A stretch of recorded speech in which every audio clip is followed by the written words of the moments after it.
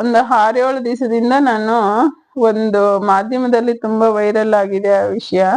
ಅದ್ರ ಬಗ್ಗೆ ನಾನು ನೋಡ್ತಾ ಇದ್ದೀನಿ, ಯಾವ ವಿಡಿಯೋದಲ್ಲಿ ನೋಡು ಅದ್ರ ಬಗ್ಗೆನೆ ಧ್ವನಿ ಎತ್ತುತ್ತಿದ್ದಾರೆ. ತಮ್ಲೈನ್ ನೋಡಿದ್ರೇನೆ ಗೊತ್ತಾಗಿರತ್ತೆ ಯಾರ ವಿಷಯ ನಾವು ಇವತ್ ಮಾತಾಡ್ತಾ ಇದೀವಿ ಅಂತ ಅಂದ್ಬಿಟ್ಟು. ಈ ಜಾಸ್ತಿ ಇದ್ರಲ್ಲಿ ಇದ್ ಮಾಡೋದ್ ಬೇಡ, ನಾವು ಬನ್ನಿ ಫಸ್ಟ್ ವಿಷಯಕ್ಕೆ ಹೋಗೋಣ.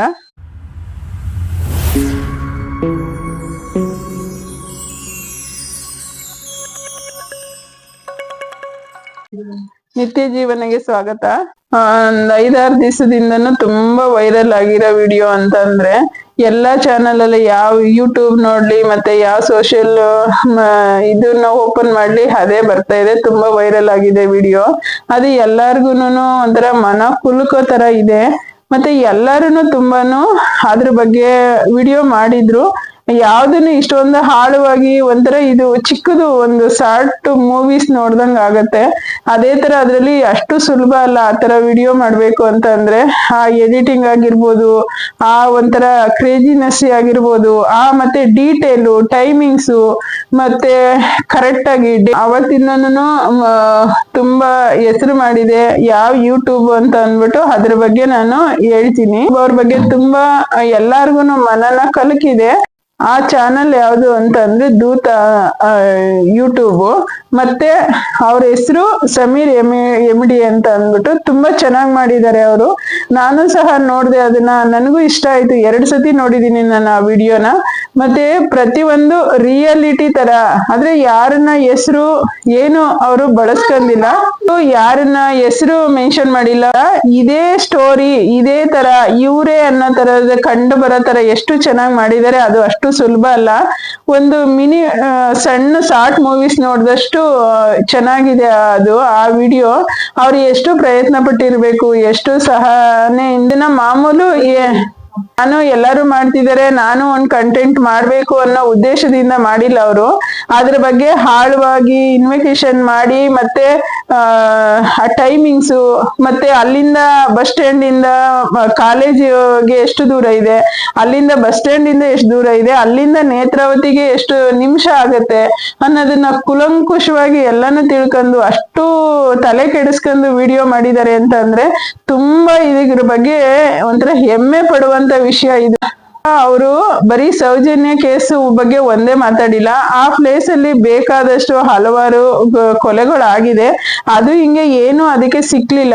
ಇವರು ಯಾವ್ದನ್ನು ಮಾಹಿತಿನೇ ಇಲ್ಲಿರುವಂತ ಕೇಸ್ಗಳನ್ನು ಸಹ ತೆಗೆದು ಅವರು ಈ ವಿಡಿಯೋದಲ್ಲಿ ಮಾತಾಡಿದ್ದಾರೆ.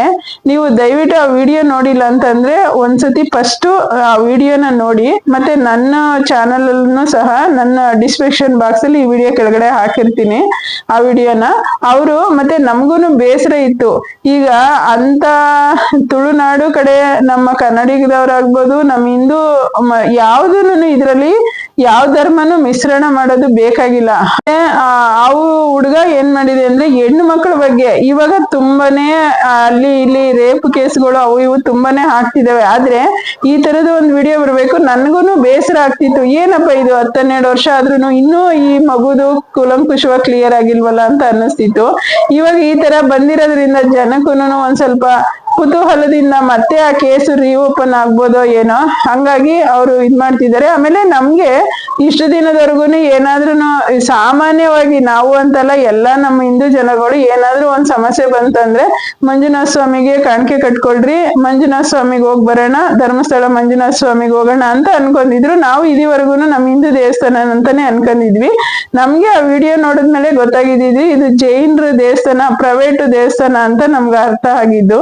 ಈ ತರಾನೇ ಮಾಡ್ಕೊಂಡು ಹೋದ್ರೆ ಎಂತವ್ರಿಗೂನು ಬೇಸರ ಆಗುತ್ತೆ. ಆದ್ರೆ ಅವರು ಮತ್ತೆ ಇದನ್ನ ಅವ್ರದ್ದು ಇನ್ವಾಲ್ವ್ ಆಗಿ ಈ ಕೇಸಲ್ಲಿ ಇನ್ವಾಲ್ವ್ ಆಗಿ ತುಂಬಾ ಕಷ್ಟಪಟ್ಟು ಈ ಇನ್ವೆಸ್ಟಿಗೇಷನ್ಗೆಲ್ಲ ಪತ್ತೆ ಹಚ್ಚಿ ಪ್ರತಿಯೊಂದನ್ನು ಇನ್ವೆಸ್ಟಿಗೇಷನ್ ಮಾಡಿ ಅವರು ಆ ವಿಡಿಯೋ ಮಾಡಿ ಅವರು ಇವಾಗ ನೋಡಿದ್ರೆ ಧರ್ಮದನ್ನ ತೆಗ್ದಿದ್ದೀರಾ, ಇವ್ರು ಅವ್ರ ಧರ್ಮದವ್ರು ಯಾಕೆ ಮಾಡೋರೆ, ಈ ಧರ್ಮದವ್ರು ಯಾಕೆ ಮುಸ್ಲಿಮ್ಸ್ ಅವರು ವಿಡಿಯೋ ಮಾಡಿದ್ದಾರೆ. ಅದ್ರಲ್ಲಿ ಧರ್ಮದಂತ ಇದೇ ಇಲ್ಲ. ಇದ್ರಲ್ಲಿ ನ್ಯಾಯ ಕೊಡಿಸ್ಬೇಕು. ಫಸ್ಟ್ ಧರ್ಮ ಪಕ್ಕ ಪಕ್ಕಕ್ಕೆ ಇಟ್ಬಿಟ್ಟು ಹೆಣ್ಣು ಮಕ್ಕಳಿಗೆ ಫಸ್ಟ್ ನ್ಯಾಯ ಕೊಡಿಸ್ಬೇಕು. ಅವರು ಬರೀ ಹೆಣ್ಣು ಮಕ್ಕಳಿಗೆ ಸೌಜನ್ಯಗಾಗಿರೋದು ಮತ್ತೆ ಆ ಪ್ಲೇಸಸ್ ಅಲ್ಲಿ ಆಗಿರೋಂತ ಮುಚ್ಚಿಟ್ಟಿರೋ ಕಾಣದ ಕೈಗಳನ್ನು ಹುಡುಕ್ರಿ ಅಂತ ಅವರು ವಿಡಿಯೋ ಮಾಡಿದ್ದಾರೆ. ಹಂಗಂದ್ಬಿಟ್ಟು ಇದನ್ನ ಧರ್ಮದ ಹೆಸರಿನಲ್ಲಿ ಧರ್ಮದ ಬಣ್ಣನ ಹಚ್ಚಿ ಇದನ್ನ ಬೇರೆ ಕಡೆಗೆ ಅದನ್ನ ಮನವೊಲಿಸಿ ಈ ಕೇಸನ್ನ ಹಾಳು ಮಾಡ್ಬೇಡ್ರಿ ದಯವಿಟ್ಟು. ಅದನ್ನ ಈಗ ಆ ಕೇಸು ನಮ್ಮಲ್ಲಿ ಈಗ ಅವರು ಹೆಸರೆತ್ತಿರೋದಕ್ಕೇನೆ ಮುಸ್ಲಿಮ್ಸ್ ಅವರು ವಿಡಿಯೋ ಮಾಡಿದ್ದಾರೆ ಅಂತ ಅಂದ್ಬಿಟ್ಟು ಅದ್ರ ಬಗ್ಗೆ ಧ್ವನಿ ಎತ್ತವ್ರು. ಇವಾಗ ಪಾಪ ಎಲ್ಲಿವರೆಗೂ ಹೋಗಿದೆ ಆ ಕೇಸು, ಡೆಲ್ಲಿವರೆಗೂ ಹೋಗಿ ಇನ್ನೂ ಸಹ ಕೇಸು ಕ್ಲಿಯರ್ ಆಗಿಲ್ಲ. ಅಂತದ್ರಲ್ಲಿ ಅವರು ಧ್ವನಿ ಎತ್ತಿರೋದು ಏನೂ ತಪ್ಪಿಲ್ಲ. ಆ ಪುಣ್ಯಾತ್ಮ ಮಾಡಿರೋದು ಒಳ್ಳೆ ಕೆಲ್ಸನೇ ಮಾಡಿದರೆ. ಇದೇ ತರ ಇನ್ನ ಒಂದಷ್ಟು ಜನ ಧ್ವನಿ ಎತ್ತಿದ್ರೆ ಅಟ್ಲೀಸ್ಟ್ ಈ ಹುಡುಗಿಗೆ ನ್ಯಾಯ ಸಿಕ್ಕಿ ಮುಂದೆ ಆಗುವಂತ ಈ ತರ ರೇಪು ಹೆಣ್ಣು ಮಕ್ಕಳ ಮಾನಭಂಗ ಆದ್ರೂ ಕಡಿಮೆ ಆಗತ್ತೆ. ಕಡಿಮೆ ಆಗ್ಲಿ ನಿಲ್ಲಲಿ ಅನ್ನೋದೇ ನಮ್ಮ ಆಸೆ. ಹಂಗಾಗಿ ಈ ತರ ಧ್ವನಿ ಎತ್ತವರು ತುಂಬಾ ಒಳ್ಳೇದು. ಅದ್ರಲ್ಲಿ ಫೋನ್ ನಂಬರ್ ಲಿಂಕ್ ಮಾಡಿದ್ದಾರೆ, ಮನೆ ಅಡ್ರೆಸ್ ಕೊಟ್ಟಿದ್ದಾರೆ ಅಂತ ಅಂದ್ರೆ ಅವಾಗ ಇವರು ಹೆಣ್ಣು ಮಗು ಬಗ್ಗೆ ನ್ಯಾಯ ಬೇಕಾ ಇವ್ರಿಗೆ? ಆ ಕಾಣದ ಕೈನ ಮುಚ್ಚಿಡೋದು ಬೇಕಾ ಇವ್ರಿಗೆ? ಅವ್ರಿಗೆ ದುಡ್ಡು ಕೊಟ್ಟು ವಿಡಿಯೋ ಮಾಡ್ಸಿರೋರು ಇಲ್ಲ. ಇವಾಗ ಇವರೇ ದುಡ್ಡು ಇಸ್ಕೊಂಡು ಅವ್ರ ಫೋನ್ ನಂಬರು ಮತ್ತೆ ಮನೆ ಅಡ್ರೆಸ್ಗಳೆಲ್ಲ ಇವರೇ ಕೊಡ್ತಿದ್ದಾರೆ. ಯಾರ ಮಧ್ಯವರ್ತಿಗಳು ಅಂತ ಅನ್ಬೇಕು. ಇದ್ರಲ್ಲಿ ಯಾರನ್ನ ಹೆಸರನ್ನ ನಾವು ಮೆನ್ಷನ್ ಮಾಡ್ತಿಲ್ಲ, ಯಾರಿಗೆ ಕುಲಂಕುಷವಾಗಿ ಇಂಥವ್ರೆ ಅಂತಾನು ಗೊತ್ತಿಲ್ಲ. ಈಗಿನ ಜನಗಳು ಏನು ಅಂತ ದಡ್ರಲ್ಲ. ಈಗ ಆ ವಿಡಿಯೋನ ನಿಧಾನಕ್ಕೆ ನೋಡ್ತಾ ಗೊತ್ತಾಗುತ್ತೆ. ಆಲ್ಮೋಸ್ಟ್ ಎಲ್ಲಾರುನು ಇವಾಗ ಥರ್ಡ್ ವೇ ಚಾನಲ್ ಆಗಿರ್ಬೋದು, ಗುಡ್ಲಾಲ್ ಅಂಪೇಜ್ ಆಗಿರ್ಬೋದು, ಇವೆಲ್ಲ ಓಪನ್ ಆಗಿ ಹೇಳಿದಾವೆ. ಆದ್ರೆ ಇವರು ಯಾವುದೇ ಕಾರಣಕ್ಕೂ ಯಾರ ಹೆಸರು ಮೆನ್ಷನ್ ಮಾಡಿಲ್ಲ, ಗೌಡನ ಫ್ಯಾಮಿಲಿ ಅಂತ ಮಾಡಿದ್ದಾರೆ.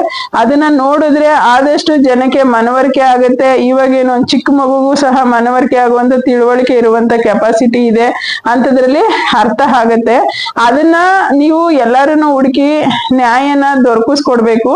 ಅದನ್ನ ಬಿಟ್ಬಿಟ್ಟು ನೀವು ಎಲ್ಲಾರುನು ನಮ್ಮ ಯೂಟ್ಯೂಬ್ ಚಾನಲ್ಸ್ ಅವರೆಲ್ಲರೂ ಸಹ ಚಾನಲ್ ಅವರಾಗಿರ್ಬೋದು, ಬೇರೆ ಜನ ಆಗಿರ್ಬೋದು, ಈಗ ಆ ವಿಡಿಯೋಗೆ ನ್ಯಾಯಬದ್ಧವಾಗಿದೆ ಅಂದ್ಬಿಟ್ಟು ಆ ವಿಡಿಯೋಗೆ ನಾವು ಎಂಕರೇಜ್ ಮಾಡ್ಬೇಕು ಹೊರತು ಅವ್ರಿಗೆ ಸಪೋರ್ಟ್ ಮಾಡ್ಬೇಕು.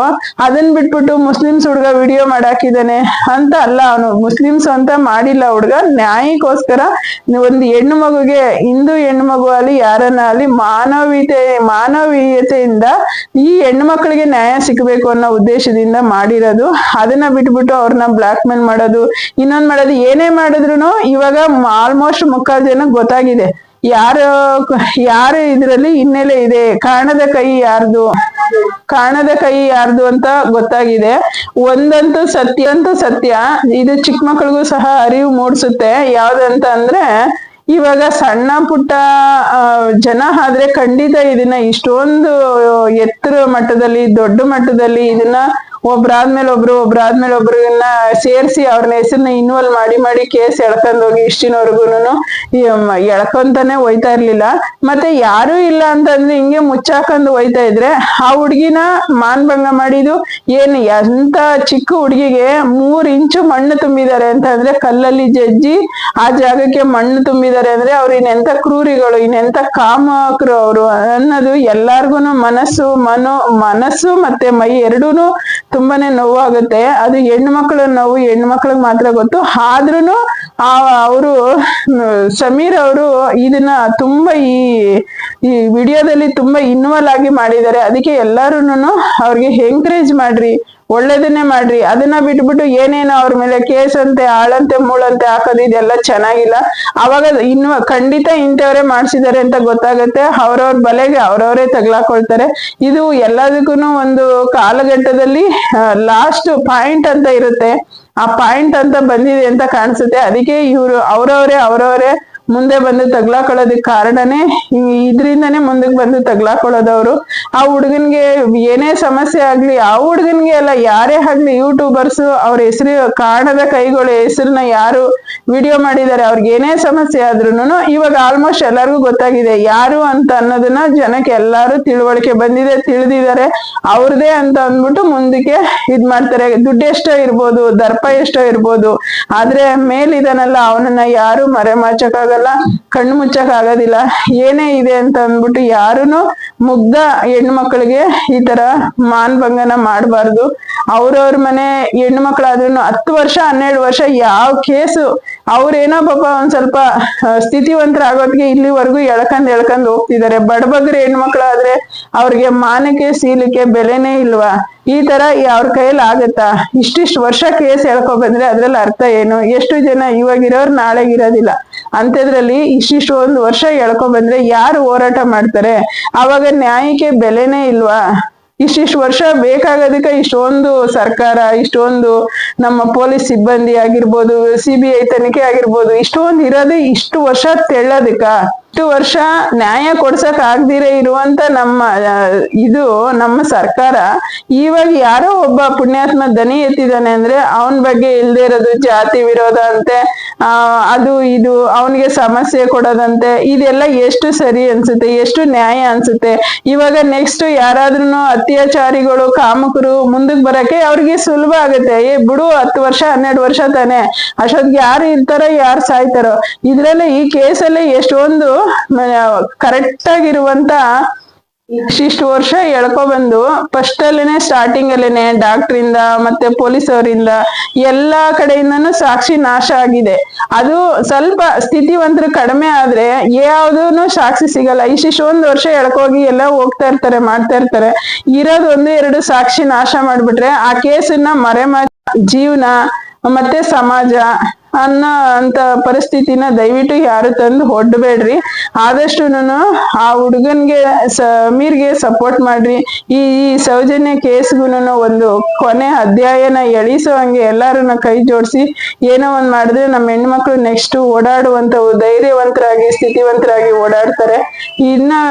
ಇದನ್ನೇ ನಾವು ಮಾಡ್ಕೊಂಡು ಹೋಗ್ತಾ ಇದ್ರೆ ಅಂತ ಚೆನ್ನಾಗಿರೋದಿಲ್ಲ ಸ್ನೇಹಿತರೆ. ನನ್ನ ಒಪಿನಿಯನ್ ಅವತ್ತಿಂದಾನು ಇತ್ತು. ಆ ಹೆಣ್ಣು ಮಗು ಎಷ್ಟು ಕಷ್ಟಪಟ್ಟು, ಎಷ್ಟು ನರಳಾಡಿ, ಹೊಟ್ಟೆಗೆ ಊಟ ಇಲ್ದಿರ ಉಪವಾಸ ಇದ್ದು ದೇವ್ರನ್ನ ಮಾಡಕ್ ಹೋಗಿ ಅದೇ ಒಂದ್ ಶಕ್ತಿ ಆಗತ್ತೆ.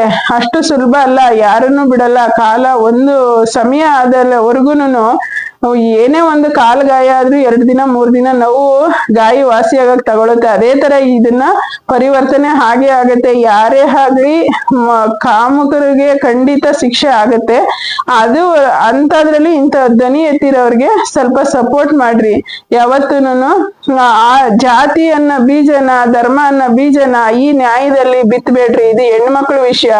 ಇವತ್ತು ಎಲ್ಲೋ ಒಂದು ಕಾಡದಲ್ಲ ಹೆಣ್ಮಕ್ಳು ಅನ್ಕೊಂಡಿರ್ಬೋದು, ನಾಳೆ ದಿವಸ ನಮ್ಮ ಮನೆಗಳಲ್ಲೂ ಹೆಣ್ಮಕ್ಳಿಗೆ ಇದೇ ಪರಿಸ್ಥಿತಿ ಬರೋದಿಲ್ಲ ಅಂತ ಅನ್ನೋದಕ್ಕೆ ಏನೂ ಅನುಮಾನ ಪಡೋಂಗಿಲ್ಲ.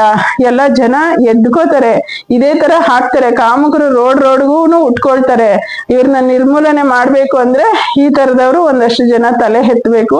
ನನ್ಗೆ ಇದನ್ನ ತುಂಬಾ ಬೇಸರನೇ ಆಗತ್ತೆ ಆ ಹುಡುಗಿ ಇದು ವಿಷಯನ ಮಾತಾಡ್ಬೇಕು ಅಂದ್ರೆ. ಅಷ್ಟು ನೋವಲ್ಲಿ, ಅಷ್ಟು ಅವ್ರ ಪರಿಸ್ಥಿತಿನಲ್ಲಿ ಇದಾರೆ ಅಂತಂದ್ರೆ ಅದನ್ನ ಜಾಸ್ತಿ ನೋಡಿ ಇನ್ವಾಲ್ವ್ ಆದಾಗೇನೆ ಗೊತ್ತಾಗತ್ತೆ. ಯಾವ ಯೂಟ್ಯೂಬರ್ ಆದ್ರೂ ಅಷ್ಟೇನೆ ಈ ತರ ಕಾಣದ ಕೈಗಳನ್ನೆಲ್ಲ ಮಾತಾಡಕ್ಕೆ, ಒಂದು ವಿಡಿಯೋ ಮಾಡಕ್ಕೆ ಎದುರುವಂತ ಸಿಚುವೇಶನ್ ಅಲ್ಲಿ ಅವರು ತುಂಬಾ ಧೈರ್ಯ ಮಾಡಿ ತುಂಬಾ ಚೆನ್ನಾಗಿ ಮಾಡಿದ್ದಾರೆ ಅದನ್ನ. ಆ ಕೇಸನ್ನ ಯಾರಾದ್ರೂ ಒಳ್ಳೆಯವರು ನೋಡಿದ್ರೆ ಇಂಥವ್ರೆ ಇಷ್ಟು ಬೇಗನೆ ಇದು ಕ್ಲಿಯರ್ ಆಗುತ್ತೆ ಅನ್ನೋ ತರ ಕೇಸನ್ನ ಕ್ಲಿಯರ್ ಮಾಡ್ಬೋದು. ಅಷ್ಟು ಚೆನ್ನಾಗಿ ಸಮೀರು ನಿಷ್ಠೆಯಿಂದ ಒಂದು ತುಂಬಾ ಸಮಯನೂ ತಗೊಂಡವ್ರೆ, ತುಂಬಾ ಕಾಲಾವಕಾಶ ಕೊಟ್ಟು ಚೆನ್ನಾಗಿ ವಿಡಿಯೋ ಮಾಡಿದ್ದಾರೆ. ಅಂತವ್ರಿಗೆ ಸಪೋರ್ಟ್ ಮಾಡಿ, ಎಲ್ಲಾರು ಸಪೋರ್ಟ್ ಮಾಡಿ ಅಂತ ಕೇಳ್ತಿದ್ದಾರೆ. ನಾವು ನಮ್ ಕೈಯಲ್ಲಿ ಆದಷ್ಟು ಮಾಡೋಣ, ನೀವು ಮಾಡಿ, ಎಲ್ಲಾರು ಮಾಡ್ಲಿ. ಅವ್ರನ್ನ ಈ ನ್ಯಾಯದಿಂದ ಧರ್ಮ ದೇವತೆ ಈಚೆ ಬರ್ಲಿ, ಅದನ್ನೇ ನಮ್ಮ ಆಸೆ. ನನ್ನ ವಿಡಿಯೋ ನೋಡಿದಕ್ಕೆ ಧನ್ಯವಾದಗಳು.